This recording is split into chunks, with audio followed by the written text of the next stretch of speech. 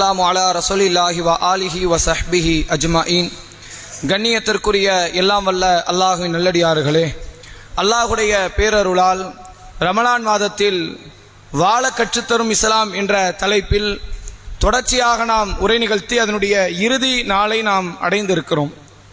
இந்த வாழ கற்றுத்தரும் இஸ்லாம் என்ற தலைப்பில் எத்தனையோ பல செய்திகளை பேசலாம் என்று இருந்தாலும் பொருளாதாரத்தை மையப்படுத்திய சில கருத்துக்களை முஸ்லிம் சமூகத்தவர்கள் அதிகமாக அறிந்து கொள்ளாததின் காரணமாக இது சார்ந்த செய்திகளை உங்களுக்கு மத்தியில் நாம் நினைவுபடுத்தினோம். இந்த தலைப்பை எடுத்து பேச ஆரம்பித்ததிலிருந்து இந்த 15 நாளில் ஒரு சில கருத்துக்கள்லாம் வந்துச்சு. இந்த தலைப்பு வேண்டாம், கொஞ்சம் போர் அடிக்கிற மாதிரி இருந்துச்சு அப்படின்னு. ஆனால் அல்லாஹ்வுடைய உதவியால் ஒரு சில தலைப்புகள் தேவை உள்ளவர்களை தாக்கியதனால அவங்களே வந்து சொல்லக்கூடிய நிலையிலும் இந்த செய்திகள் இருந்தது. இப்போ என்றைக்குமே மார்க்கம், மறுமை, சொர்க்க நரகம், அதே போன்று சஹாபாக்களுடைய வாழ்க்கை என்று மட்டும் பேசாமல் இது மாதிரியான கருத்துக்களையும் மையப்படுத்த வேண்டும் என்ற அடிப்படையில் எடுக்கப்பட்ட தலைப்பு என்பதை உங்களுக்கு நாம் நினைவுபடுத்திக் கொள்கிறோம். இந்த தலைப்பில் நம்ம இதுவரை பார்த்தது என்ன, கடைசியாக நம்ம சொல்ல வேண்டிய அறிவுரை என்ன என்பதை நாம் உங்களுக்கு நினைவுபடுத்துகிறோம். இஸ்லாமிய மார்க்கம் பொருளாதாரத்தை அதிகமாக சம்பாதிக்க சொல்லி ஆர்வமூட்டுகிறது. என்னால் இவ்வளவுதான் முடியும்னு உட்கார்ந்துராத. ஒன்று, நீ மறுமைக்காக போராடுபவனாக இருக்கலாம், நன்மையை தேடி போராடக்கூடிய இடத்துல இருக்கலாம். அதை போராடுவதில் ஒருவேளை நீ குறைவாக இருந்தால் இம்மைக்காகவாது போராடலாம். ஒருத்தர் இம்மைக்கும் போராடல மறுமைக்கும் போராடல அப்படின்னா அவன் தான் வீணாக தன் வாழ்க்கை கழித்து கொண்டு இருக்கிறான். ஃபர்ல மட்டும் தொழுகிறான். தொழுது முடித்து விட்டாவது பொருளாதாரத்தை தேடினால் மனைவிக்கு நல்ல வாழ்க்கையை கொடுக்கலாம், பிள்ளைகளுக்கு நல்லதொரு வாழ்வாதாரத்தை வழங்கலாம். இப்ப இஸ்லாமிய மார்க்கம் பொருளாதாரத்தை அதிகம் சேகரிப்பதற்கு, அதை திரட்டி வைப்பதற்கு, அதன் வாயிலாக நன்மை செய்வதற்கு மார்க்கம் முக்கியத்துவம் தருகிறது. அதுல குறிப்பாக வியாபாரத்தை பற்றியும் அதிகமாக இறைவன் ஈமானோடு தொடர்பு படுத்தி பேசுகிறான் என்ற செய்திகளை பார்த்தோம். இந்த பொருளாதாரத்தை பெறுவதன் வாயிலாகத்தான் சுயமரியாதையோடு வாழ முடியும். பிறர்கிட்ட கையேந்து நிற்க முடியாது, நிற்க கூடாது என்பதை மார்க்கம் சொல்கிறது. சஹாபாக்கள் அப்படித்தான் வாழ்ந்தார்கள், நபிமார்கள் அப்படித்தான் வாழ்ந்தார்கள். ஏகத்துவத்தை எடுத்துச் சொல்வதற்கு பெருமளவுல பாதிக்கப்பட்ட, பெருமளவுல சிரமப்பட்ட அந்த நபிமார்கள் கூட இந்த ஏகத்துவத்தை சொன்னதால் கூலி பெற்றது கிடையாது. அவர்களும் சுய தொழிலை செய்து பொருளாதாரத்தை ஈட்டக்கூடிய இடத்தில் இருந்தார்கள்.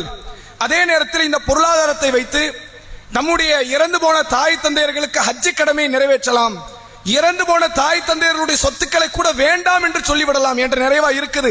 உம்மா தர சொத்து எனக்கு வேண்டாம், அது உம்மாவுடைய கபருக்காகவே நான் செலவழிக்கிறேன், வாப்பாவுடைய கபருக்காக செலவழிக்கிறேன் என்ற அளவிலும் சுயமரியாதையோடு பேச வைப்பது இந்த செல்வம் தான். இந்த செல்வம் இருந்தால் கடன் கொடுக்கலாம், பாதிக்கப்பட்ட முஸ்லிம்களுக்கு அவர்களை யாசகம் கேட்கக்கூடிய நிலைக்கு தள்ளிவிடாமல் கடன் பெறக்கூடிய சுயமரியாதை உள்ள கூட்டத்தை உருவாக்கி விடலாம் என்று பார்த்தோம். இந்த பொருளாதாரத்தை சிக்கனமாக பயன்படுத்துவதன் வாயிலாக இறைவனுடைய அருள் கிடைக்கும் என்பதை பார்த்தோம். இந்த பொருளாதாரத்தை வைத்து அண்டை வீட்டாருக்கு நாம் செலவழிப்பதனால் சொர்க்கம் நமக்கு கிடைக்கும், விருந்தாளிகளுக்கு செலவழிப்பதனால் இறைவனுடைய திருப்தி நமக்கு கிடைக்கும் என்ற பலதர செய்திகளை, பலதரப்பட்ட செய்திகளை நாம் அறிந்து கொண்டோம். இப்ப இவ்வளவு செய்திகளோடு சேர்த்து இறுதியாக ஒரு செய்தியை உங்களுக்கு நான் நினைவுபடுத்த ஆசைப்படுகிறேன். அல்லாஹ் திருக்குரானில் சூரா தாரியாத் என்ற 100வது அத்தியாயத்திலே பேசுகிறான். இன்னல் இன்சான லிரப்பிஹி லக்கனூத், மனிதன் தன் இறைவனுக்கு நன்றி கட்டவனாக இருக்கிறான். வ இன்னஹு அலா தாலிக லஷஹீத், அதற்கு அவனே சாட்சியாகவும் இருக்கிறான். வ இன்னஹு லிஹுப்பில் கைரி லஷதீத், அவன் செல்வத்தை கடுமையான முறையில் அவன் நேசிக்கிறான். நம்ம இவ்வளவு நாள் பார்த்தது என்ன? செல்வத்தை நேசிக்கணும், பணத்தை திரட்டணும், நிறைய சம்பாதிக்கணும், நிறைய சேர்த்து வைக்கணும், நிறைய பிள்ளைங்களுக்கு கொடுக்கணும், நிறைய தான தர்மங்கள் செய்யணும், அதன் வாயிலாக மறுமை சொர்க்கத்தை அடைந்து கொள்ள வேண்டும் என்று பார்த்தோம். ஆனால் அல்லாஹ் இங்க ஒரு அடியான சொல்றானே, இவன் எப்படிப்பட்டவன் என்றால் செல்வத்தை சேர்த்தான், அதிகமாக திரட்டினான், பேராசைப்பட்டான், ஆனால் அதை கொண்டு அவன் மறுமைக்காக திரட்டல, இம்மைக்காக வேண்டி அவன் திரட்டினான். அல்லாஹ் சொல்கிறான், இந்த செல்வத்தின் மீது பேராசை கொண்டதன் வாயிலாக மனிதன் எனக்கு நன்றி கட்டவனாகவே மாறிவிட்டான் என்று அல்லாஹ் சொல்கிறான். ஒரு மனிதன் என்றைக்கு நன்றி கட்டவனாக ஆவான்? அதிகமாக பொருளாதாரத்தை திரட்டுகிற இடத்தில், அதிகம் பொருளாதாரத்தை சேகரிக்கிற இடத்தில் இருக்கும் வரை அவன் நன்றி கட்டவன் தான் என்று மார்க்கம் சொல்கிறது. உங்களுக்கு உதாரணத்திற்கு 2 நபியினுடைய வாழ்க்கையை நான் உங்களுக்கு சொல்கிறேன். சுலைமான் என்ற ஒரு இறைத்துதர், ஆகப்பெரும் செல்வமும் அதிகார பலமும் கொண்ட ஒரு இறைத்துதர். இந்த உலகத்தினுடைய ஒட்டுமொத்த பொருளாதாரம் நமக்கு கிடைச்சாலும் சரி சுலைமான் நபிக்கு கீழே தான். ஈமான்ல மட்டும் கிடையாது, இஸ்லாத்துல மட்டும் கிடையாது, அதிகாரத்திலேயே சுலைமான் நபிக்கு நம்ம கீழே தான். உலகமே நமக்கு கட்டுப்படக்கூடிய ஒரு வாய்ப்பு கிடைத்தாலும் சரி சுலைமான் நபிக்கு கிடைத்த அந்தஸ்து, அந்த அதிகாரம் நமக்கு கிடைக்காது. எந்த அளவிற்கு அதிகாரம் கிடைத்ததாக திருக்குரான் சொல்கிறது? சுலைமான் நபிக்கு பறவைகளுடைய மொழிகள் கற்றுத்தரப்பட்டது. சுலைமான் நபியுடைய படையில் பறவைகள் இருந்தது. அந்த பறவைகளை ஒரு முறை ஆய்வு செய்கிறார். ஃபுல் என்று அழைக்கப்படுகிற ஒரு பறவையை காணும்.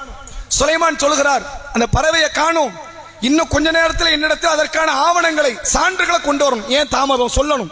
சொல்லலைன்னா அதை கடுமையான முறையில் தண்டிப்பேன் என்று சுலைமான் சொல்கிறார். ஃபுல் பறவை வருது. வந்து சொல்லுகிறது, சுலைமானே, உங்களுக்கு தெரியாத ஒன்றை நான் கொண்டு வந்திருக்கிறேன். என்ன விஷயம் சுலைமான் கேட்கிறார். அந்த பறவை சொல்கிறது, நான் ஒரு நாட்டை கடந்து வந்தேன். அந்த நாட்டை ஒரு பெண்மணி ஆட்சி செய்கிறாள். பஞ்சாயத்து இப்ப அது கிடையாது. அவள் சூரியனை கடவுளாக வணங்கி கொண்டிருக்கிறாள் என்று அந்த பறவை சொல்கிறது. சுலைமான் நபி உடனடியாக எடுத்த ரியாக்ஷன் என்ன தெரியுமா? ஒவ்வொருத்தருடைய தாவாக்களம் அவர்களுடைய சுற்று வட்டாரத்தை பொறுத்து தான் இருக்கும். இப்ப உங்களுடைய தாவாக்கள் என்ன? உங்க குடும்பம், உங்க அண்டை விட்டார், உங்க சொந்த பந்தம், அவ்வளவுதான். ஏன் தாவாக்கள் என்ன? இந்த மொஹல்லாக்குள்ள என்னுடைய சக்திக்கு உட்பட்டு நான் செய்ய வேண்டியது எனது தாவாக்களம். ஒவ்வொருத்தருடைய தாவாக்களம் அதுக்கேற்றவாறு வளர்ந்து கொண்டே இருக்கும். நபிமார்கள் தாவாக்களம், அவர்கள் ஆட்சியாளர்களாக இருந்தால் அடுத்த நாடு வரைக்கும் அந்த இஸ்லாத்தை எடுத்து சொல்ல வேண்டியது அந்த நபியினுடைய கடமை. சுலைமான் நபி உடனடியாக கடிதம் எழுத சொல்கிறார்கள். பிஸ்மில்லாஹிர் ரஹ்மானிர் ரஹீம் என்று எழுதி, இது சுலைமானிடத்திலிருந்து வருகிறது, நீங்கள் எனக்கு கட்டுப்பட்டு விடுங்கள். எதில் கட்டுப்படுங்க? ஈமான்ல கட்டுப்பட்டுருங்க. என்னை நபியாக ஏற்றுக்கொள்ளுங்கள், அல்லாஹ்வுக்கு நீங்கள் இணை வைக்காது என்ற ஒரு கடிதம். ப்ராப்பரா தாவா செய்வதற்கு இஸ்லாமிய மார்க்கம் சொல்லி தந்த அடிப்படையை கடைபிடித்து சுலைமான் நபி ஒரு கடிதம் எழுதுகிறார். கடிதம் அந்த பெண்ணுக்கு வருது. அந்த பெண் என்ன பார்க்கிறாங்க, நம்ம எவ்வளவு பெரிய ஆட்சியில் இருக்கிறோம், நம்ம படைபலம் என்ன, நம்ம ஆள் பலம் என்ன, நம்மளை ஒரு மனிதர் மிரட்டி பார்க்கிறாரு, மிரட்ட விட்டுலாமா?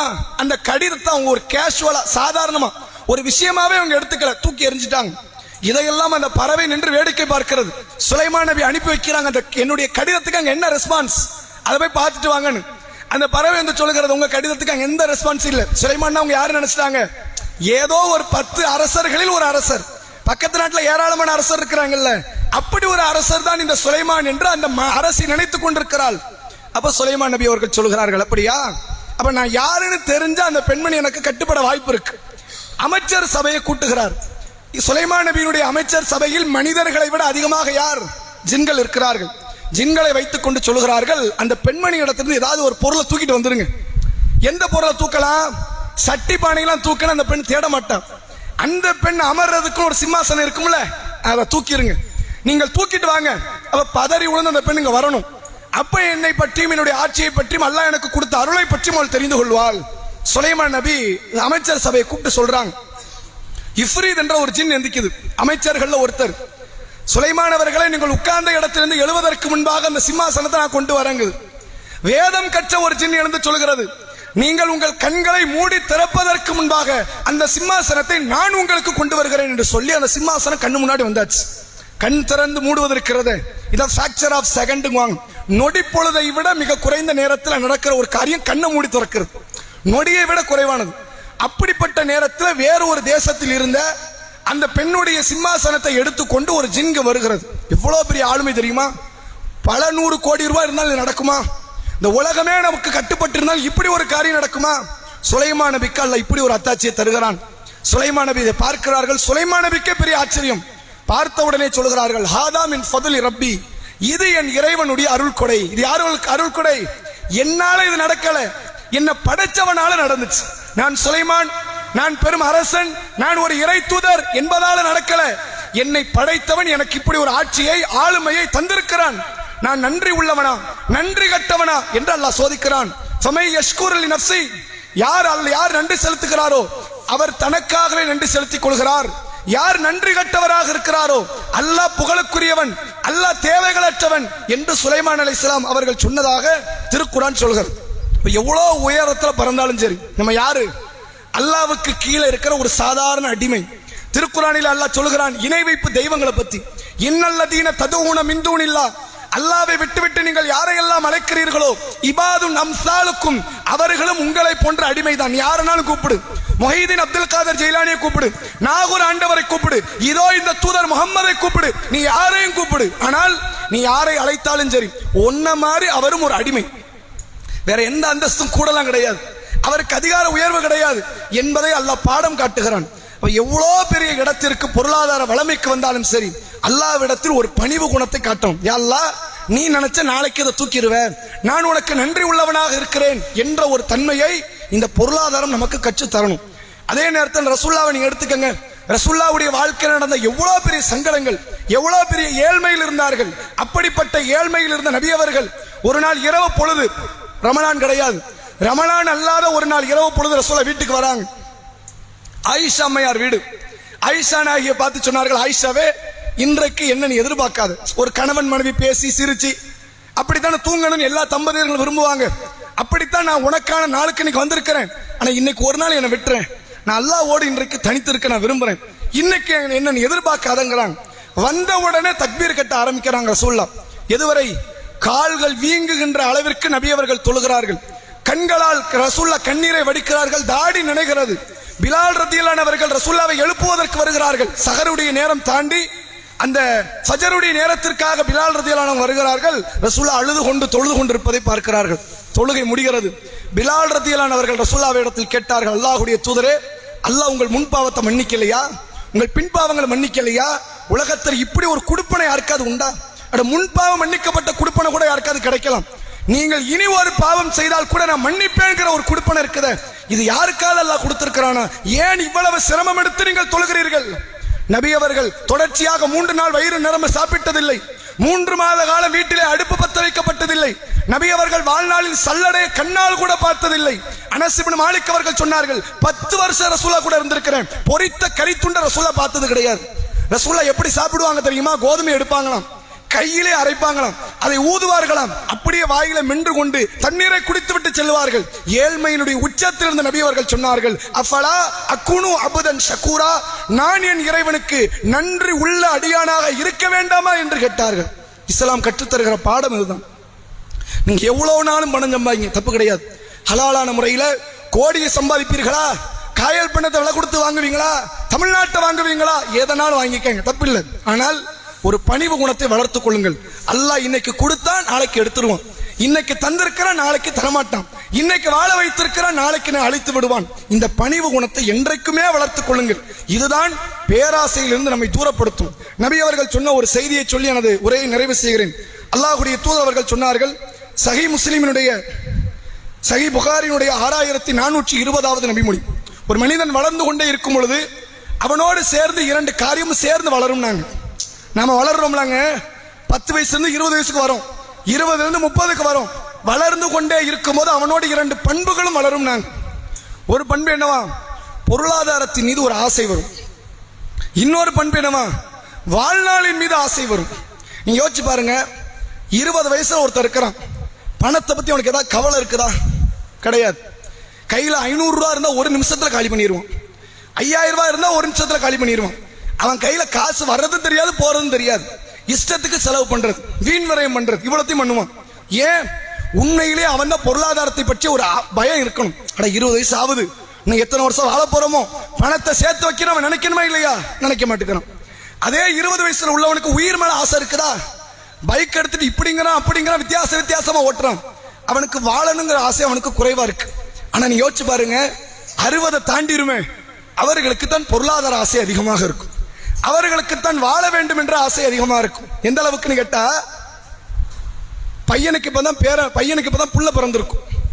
60 வயசுல இவர் இருப்பாரு, இவர் பையனுக்கோ பொண்ணுக்கோ புள்ள பிறந்திருக்கும். தான் பேரனை பேத்திய கையில பார்ப்பாரு. பார்க்கும் போது என்ன சொல்லுவார் தெரியுமா? எப்படியாவது இது உடைய கல்யாணத்தை பார்த்துட்டு தான் சாகணும், இப்பதான் இது பிறந்தே இருக்கு. இது இனிமேல் சடங்காகி பருவத்தை அடைஞ்சு மாப்பிள்ளை பார்த்து கல்யாணம் முடிக்கிறதுக்கு 20 வருஷ காலம் இருக்குது. பெத்தவருக்கு அந்த ஆசை இல்லை. யாராவது பிறந்த உடனே நம்ம பிள்ளைகளுக்கு கல்யாணம் முடிச்சு உடனே பார்க்கணும் ஆசை இருந்துச்சா? அதை யோசிச்சாது இருப்போமா? யோசிச்சது கிடையாது. ஆனா எல்லா பாட்டனார்களும் எல்லா பாட்டிமார்களும் சொல்லுவாங்க, என் பேரனுடைய கல்யாணத்தை பார்த்தரணும், பேத்தியுடைய கல்யாணத்தை பார்த்தரணும்.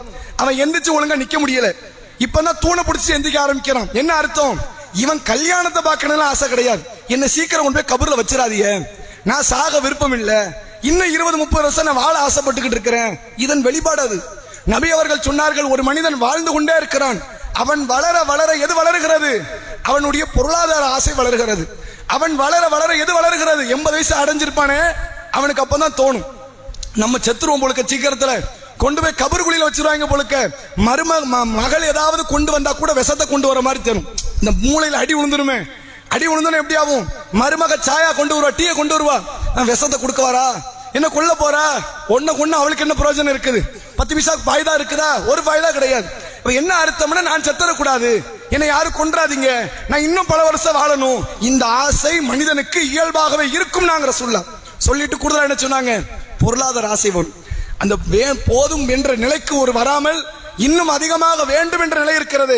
இதைத்தான் இஸ்லாம் தடுக்குது. எதை தடுக்குது? நிறைய சம்பாதிங்க. எதுக்காக சம்பாதிக்கணும்? நன்மைக்காக சம்பாதிக்கணும், பிள்ளைங்களுக்காக சம்பாதிக்கணும், மறுமையில வெற்றி அடைய சம்பாதிக்கணும், நான் யாருக்கிட்ட கையேந்த கூடாது என்று சம்பாதிக்கணும். இது வரைக்கும் பிரச்சனை இல்லை. இதுக்கப்புறம் எப்படி சம்பாதிக்க ஆரம்பிப்போம்? ஒரு நிலைமை தாண்டி போட்டி போட்டு சம்பாதிக்க ஆரம்பிப்போம். நபி அவர்கள் ஒரு நாள் ஃபஜருடைய தொழுகை முடிக்கிறாங்க. வளமையாக வருகிற கூட்டத்தை விட அன்றைக்கு கூட்டம் அதிகம். ரசூலுல்லாஹ் திரும்பி பார்க்கிறாங்க, இன்னைக்கு ரொம்ப அதிகமா வந்திருக்கிறாங்களே. ஒரு நபி தோழர் முன்சப்ல இருக்கிறவர், அவர் சொல்றாரு கண் சாடையில, அல்லாஹ்வின் தூதரே அவர் வந்துட்டாரா அப்படின்னு.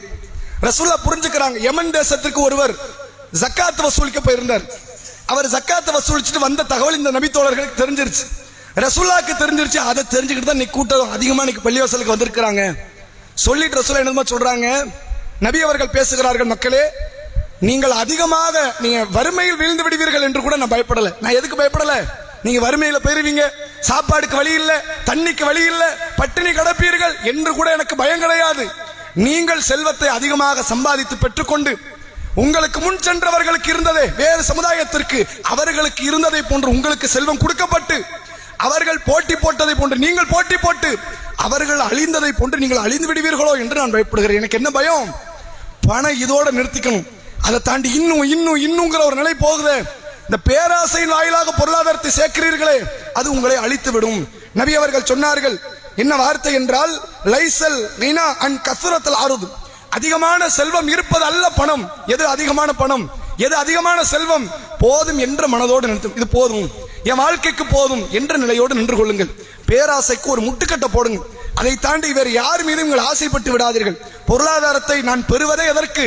நன்மை சம்பாதிப்பதற்கு. அது செஞ்சாச்சா அதோடு எனக்கு பணம் போதும் என்ற ஒரு நிலையில நாம் வாழ்ந்து அல்லாஹ்வுக்கு நான் நன்றி செலுத்தக்கூடிய இடத்தில் இருப்போமே ஆனால் ஒரு மிகச்சிறந்த வாழ்க்கையை வாழ்ந்து விட்டு கழித்து மரணிப்பதை போன்றாகும். ஆனால் நீங்கள் பார்க்கலாம், உலகத்தில் இஸ்லாமிய மார்க்கத்தை தாண்டி வேறு எந்த மார்க்கமும் இப்படி ஒரு வாழ்க்கை தத்துவத்தை சொல்லித்தரல. நிறைய சம்பாதிங்க, சுத்தி இருக்கிறவனுக்கு கொடுத்துருங்க, நீங்க கொஞ்சமா சாப்பிடுங்க, கொஞ்சமா வாழுங்க, போதும் என்ற மனதோடு இருந்து மரணிங்கள் என்ற ஒரு உலகமாக ஒரு சோசியலிச தத்துவத்தை இஸ்லாம் மட்டும் தான் சொல்லி தந்திருக்கு. இப்ப திடீர்னு கம்யூனிஸ்டவாத பேசுவான். அவன் என்ன சொல்லுவான் தெரியுமா? உன் வயிற்றுக்கு போக மிச்சத்துல மத்தவன்ட்ட கொடுத்துரு, நீ மீதம் வச்சிருந்தேன்னா நீ ஒரு மிக பெரும் அளவுல சர்வாதிகாரி என்று கம்யூனிசம் பேசுவான். இஸ்லாம் என்னமா சொல்லுது? அட ஒருவன் உடவே இருவருக்கு போதும்னு இஸ்லாம். நீ என்ன சொல்ற? வயிறு நிரம்ப சாப்பிட்டுட்டு அடுத்தவன்ட்ட கொடுங்குது. இஸ்லாம் என்ன சொல்லுது? நீ வயிறு நிரம்ப கூட சாப்பிடாத, பாதி வயிறு சாப்பிட்டா போதும். நபி அவர்கள் சொன்னார்கள், பாதி வயிறு உணவுக்கு போதும், கால் பகுதி நீருக்கு போதும், மீதம் கால் பகுதி எதுக்கு? நீ வெற்றிடமாக காற்று பகுதியாக இருக்கட்டும். நாங்க சொல்லலாம், நீ முழு வயிறு சாப்பிடுன்னு சொன்னவன் கம்யூனிசம், பாதி வயிறு சாப்பிட்டா போதும் அடுத்தவனுக்கு கொடு என்று சொன்னது இஸ்லாம். கம்யூனிச வாதத்தை விட ஒரு பெரும் தத்துவத்தை நபிகள் நாயகம் ஸல்லல்லாஹு அலைஹி வஸல்லம் அவர்கள் 1400 ஆண்டுகளுக்கு முன்பாக சொல்லி தந்தார்கள். பொருளாதாரத்தை நிறைய சம்பாதிங்க, ஆனால் பேராசை கொள்ளாதீர்கள். அந்த சம்பாதிப்பதெல்லாம் அல்லாஹ்வுக்காக வேண்டி செலவழிக்கிற ஒரு இடத்திலே இருந்து நாம் நம்முடைய வாழ்வை வாழ்ந்து கழிப்போம். அந்த அடிப்படையில் வல்ல இறைவன் நம் அனைவருக்கும் அதற்குரிய தௌஃபீக்கை தந்தருள் புரிவானாக. கேள்வி கேட்டுருமா? சரி, இன்றைக்கான கேள்வி ஆண்களுக்கு. ரசூலுல்லாஹ்வுடைய காலத்தில் ஒரு தொழுகைக்கு கூட்டம் அதிகமாக வந்தது.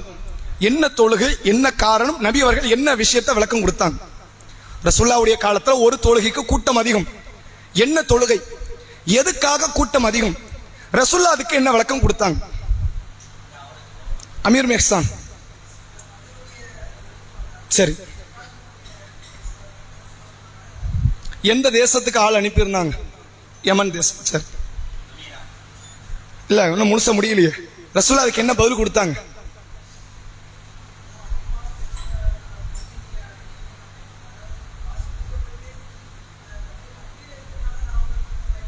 சரி,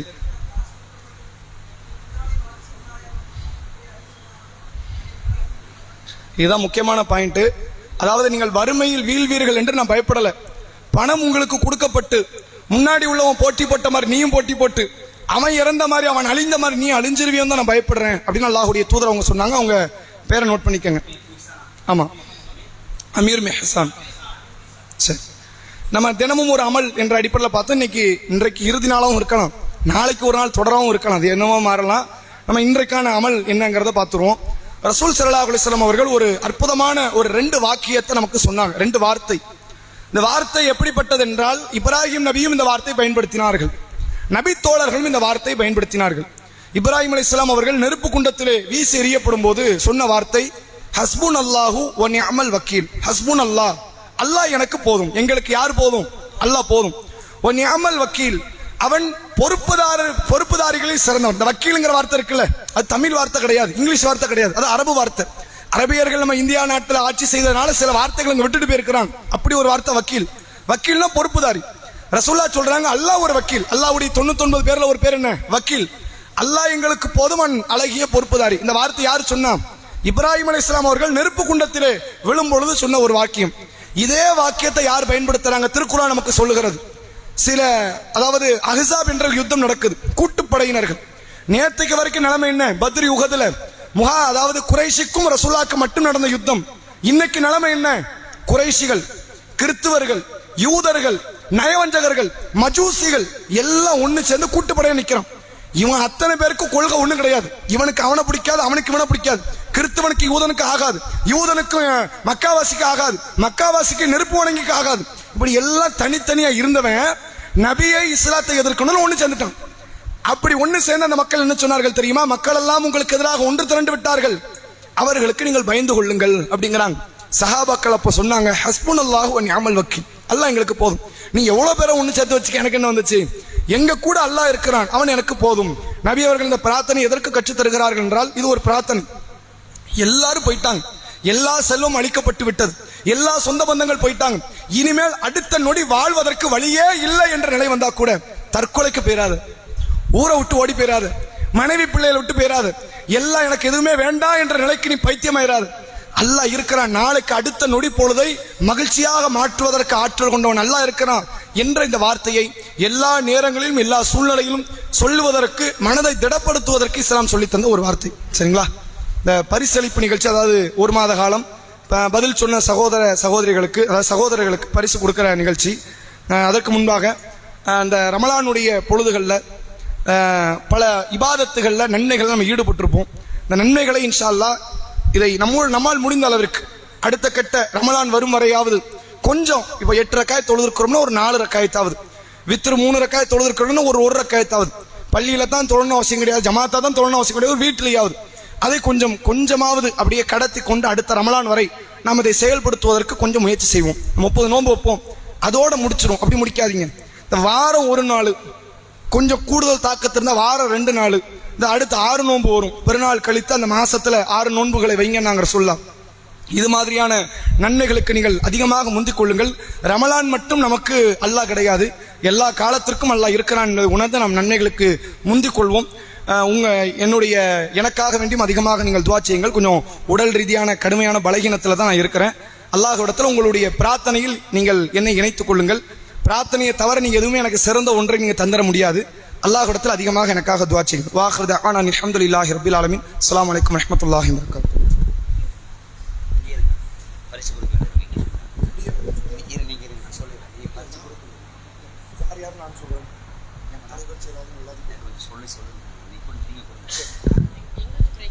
இங்கே தான் நீங்கள் கொடுக்க வேண்டியிருக்கும். ஆமாம், சொல்கிறேன். அஸ்ஸலாமு அலைக்கும் வரஹ்மத்துல்லாஹி வபரகாத்துஹு.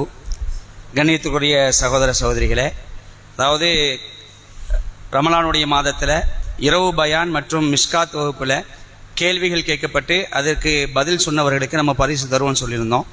அந்த அடிப்படையில் இப்போ ஏறத்தாழ ஒரு 48 சகோதரர்களுக்கு நம்ம பரிசு இப்போ கொடுக்க இருக்கிறோம். பேர் வாசிக்கிறோம், வராதவங்க பிரச்சனை இல்லை, நம்ம பின்னாடி கொடுத்துக்கலாம். பேர் வாசிக்கும் போது நீங்கள் வந்து வாங்கிடுங்க. இதில் குறிப்பிட்டு சொல்வதாக இருந்தால், ஒரு சகோதரர் ஒரு சகோதரருக்கு ஒரு பரிசை கொடுக்குறாரு. அவர் யாரும் நம்ம சாகுல் பாய் தான். நம்ம சாகுல் பாய்க்கு கொடுக்குறாங்க. சகோதரர் எப்படின்னா, எல்லா வக்து தொழுகைக்கும் ஆஜராயிடுவாங்க. இருங்க, எல்லா வக்துக்குமே வந்துடுவாங்க. ஃபஜ்ருக்கு கூட சில நேரத்துக்கு வந்துடுவாங்க, முதல் ஆளாக நிற்பாங்க. அதே மாதிரி சில பணிகளில் கூட ஈடுபடுவாங்க. இன்றைக்கி கூட ஃபித்ரா பொருள் கொடுக்கக்கூடிய நேரத்தில் அந்த பேக்கேஜ் பண்ணும்பொழுது அவங்களும் பங்கெடுத்துக்கிட்டாங்க. அவங்களுக்காக துவா செய்யுங்க. இந்த நிலையில கூட அவங்க வந்து பள்ளிவாசல் நோக்கி அடியெடுத்து அல்லாஹ் வணங்கணுங்கிறதுக்கு வராங்கன்னா அவர்கள்ட்ட நம்ம பெரிய படிப்பினை பெறணும் இன்ஷா அல்லாஹ். அல்லாஹ் நமக்கு எவ்வளவோ உடல் திடகாத்திரத்தை தந்திருக்கிறான். ஆனால் நாம் சில நேரங்கள் என்ன செஞ்சிடறோம், வணக்க வழிபாடுகளில் கோட்டையை விட்டுடுறோம். பள்ளிவாசலை நோக்கி நம்முடைய உள்ளங்கள் சில நேரங்களை நோக்கி வருவதற்கு மனசு இந்த உலகத்தை நோக்கி போகுது. தொழுகையில் கவனக்குறைவாக இருந்துடுறோம்.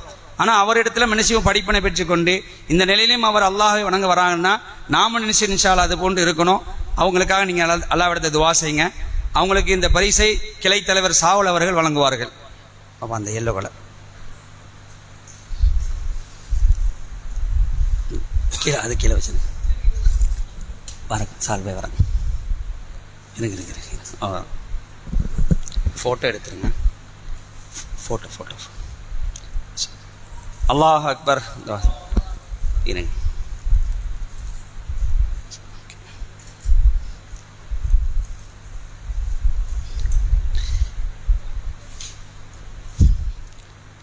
இப்போ ஒரு பேர் வாசிக்கிறோம். இந்த மிஷ்காத் மற்றும் இரவு பயான்களில் பதிலளித்த சகோதரருடைய பேர் வாசிக்கிறோம். இந்த பரிசுகளை சகோதரர் யாசர் மேசி அவர்கள் வழங்குவார்கள். வாங்க. அபுதாஹிர் வரல. ராசிக் மெய்தீன் இதில் ஒன்று.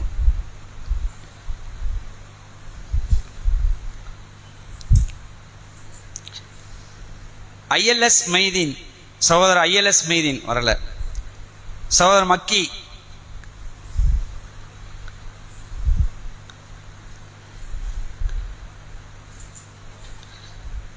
சகோதரர் அபு, சகோதரர்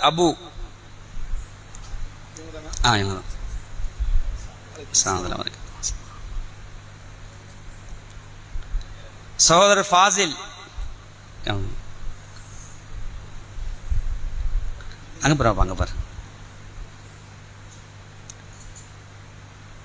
சகோதரர் அமீர், கிளை துணைத் தலைவர் அமீர் வரல. சகோதரர் பஷீர், கிளை பொருளாளர் வரல. சகோதரர் இமாம் வரல.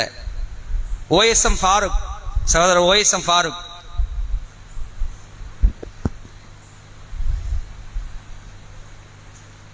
மாஷா அல்லாஹ்.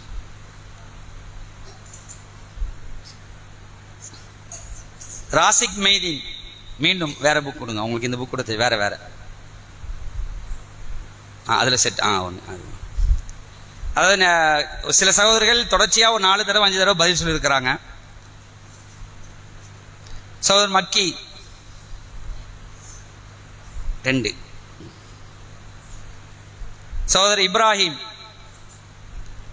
சகோதரர் செய்தலி,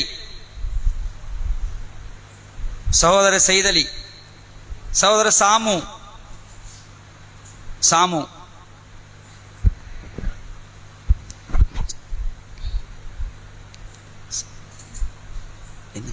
அப்துல் காதர், சகோதரர் மொய்தீன் அப்துல் காதர், சீனா என்ற மொய்தீன் அப்துல் காதர்.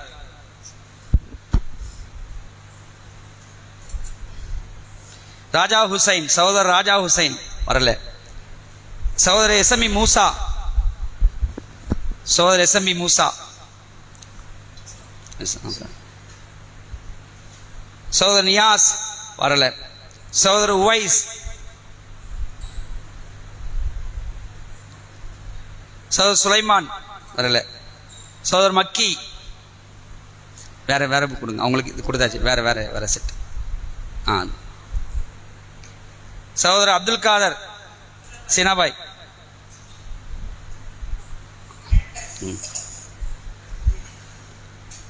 சகோதரர் அன்சாரி வரல.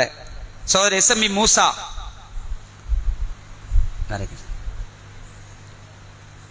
எஸ்எம்இ மூசா. சகோதரர் அப்துல்லா வரல. சகோதரர் அப்துல் காதர் சீனாபாய்.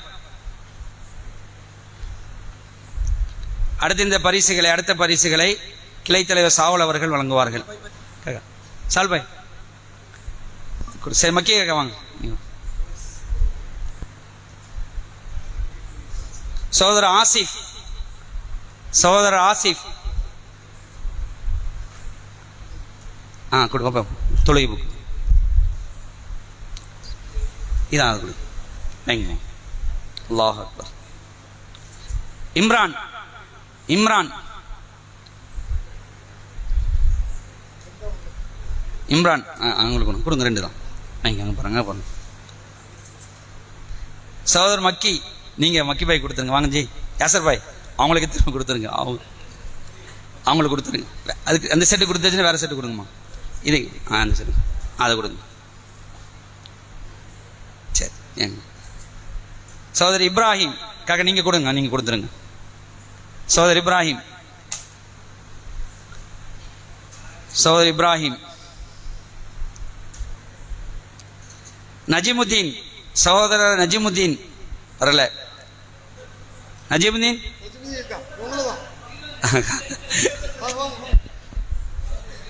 இது போக இந்த 48 பேர் இருக்குல்ல, இந்த 48 பேரும் ஒரு எழுதி குழுக்கல்ல பேர் தேர்ந்தெடுப்போம். அவங்களுக்கு யார் பேர் வருதோ அவங்களுக்கு ஒரு மெகா பம்பர் பிரைஸ் இருக்கு. அதுவும் இப்போ நடக்கும் இன்ஷா அல்லாஹ். அப்படி ஐஎல்எஸ் மைதீன் காக்கா வரல. சகோதரர் மக்கி ஐஎல்எஸ் மைதீன் காக்கா, ஐஎல்எஸ் மைதீன் காக்கா கொடுத்துருங்க. கொடுத்துருங்க. ஏற்கனவே ஐஎல்எஸ் மைதீன் காக்கா ஒன்று இருக்குல்ல, இன்னொரு புக்கு கொடுத்துருங்க. இன்னொரு புக்கு வாங்கிக்கணுங்க. ஐஎல்எஸ் மைதீன் வேற மாற்றி கொடுப்பா. 2 கொடு. அது 2 கொடு. அதை கையில் தந்துருக்குது எல்லாம் பொக்கிஷம். ஒரு பொருளை தந்தா கூட அதை என்ன செஞ்சிடும், இதாயிடும். இப்போ பொக்கிஷத்தை கையில் தந்திருக்கிறோம். அதை படித்து நம்ம செயல்பட்டோம் சொன்னால் இதை விட மிக பிரம்மாண்டமான பரிசு மறுமையில் கிடைக்கும் இன்ஷா அல்லாஹ். அடுத்ததாக உங்களுக்கு தான் மக்கி காக்கா. சால் போய் வாங்களேன் காக்கா, வாங்க.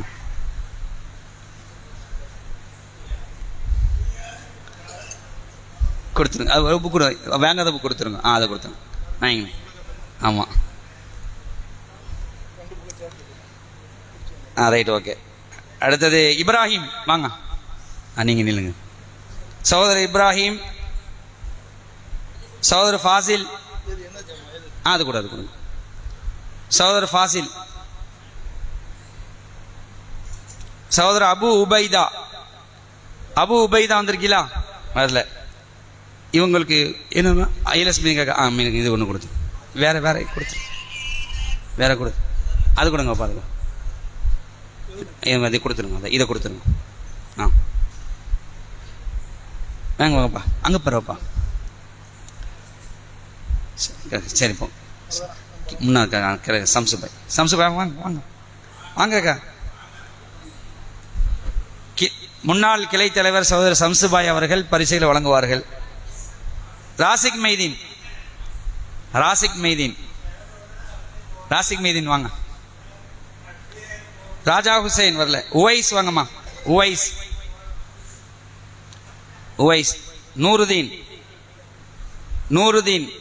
நூருதீன் பதிலாக ஆசிஃப் வந்து வாங்கிக்கோங்க. வாங்கி கொடுத்துருங்க. அவங்க ஈத்திகாஃப் இருந்தாங்க. சகோதரர் நூருதீன் தாயாருக்கு உடல்நிலை சரியில்லாதனால ஈத்திகாஃப்லேருந்து அவங்க விலகிட்டாங்க. அவங்க தாயாருக்காக துவா செய்யுங்க இன்ஷா அல்லாஹ். 8 நாள் இருந்தாங்க. இடையில உமாவுக்கு உடம்பு முடியலனால போயிட்டாங்க. உமாவுக்காக துவா செய்யுங்க இன்ஷா அல்லாஹ். சகோதரர் அஸ்வக்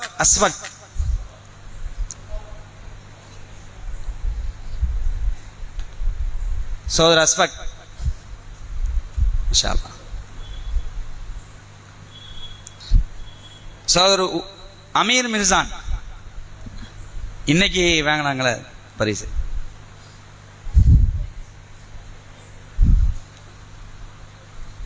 சகோதரர் உவைஸ். சரி, ஓகே. ஜஸாக்குமுல்லாஹ் ஹைர். இப்போ ஒரு சகோதரர் வந்து என்ன பண்ணாங்கன்னா, இந்த 50 பேர் வந்திருக்கா இல்லையா, இந்த 50 பேரையும் பேர் எழுதி, அதாவது 4 தடவை 5 தடவை வந்தவங்கள ஒரு பேர் தடவை தான் பேர், எல்லா பேரையும் எழுதி ஒரு குழுக்கள் போட்டு யாருடைய பேர் வருதோ அவங்களுக்கு நான் குர்ஆன் பரிசு அடிக்கல அப்படின்ட்டு ஒரு சகோதரர் முன் வந்திருக்கிறாங்க. திருக்குர்ஆன் தர்ஜிமா அந்த பரிசு தான் இப்போ வந்து குழுக்கள் முறையில் தேர்ந்தெடுக்கப்பட்டு அவங்களுக்கு பரிசு வழங்கப்படுது. அந்த இது கொடுக்குமா? யார் எடுக்கலாம்? சின்ன பிள்ளை யார் இருக்கிறீங்களா? வாங்கம்மா. ஏதாவது ஒரு சீட் எடுங்க. யாசர் ஒன்னே ஒன்று எடுங்க, ஒன்னே ஒன்று யாசர் போயிட்டு கொடுங்க.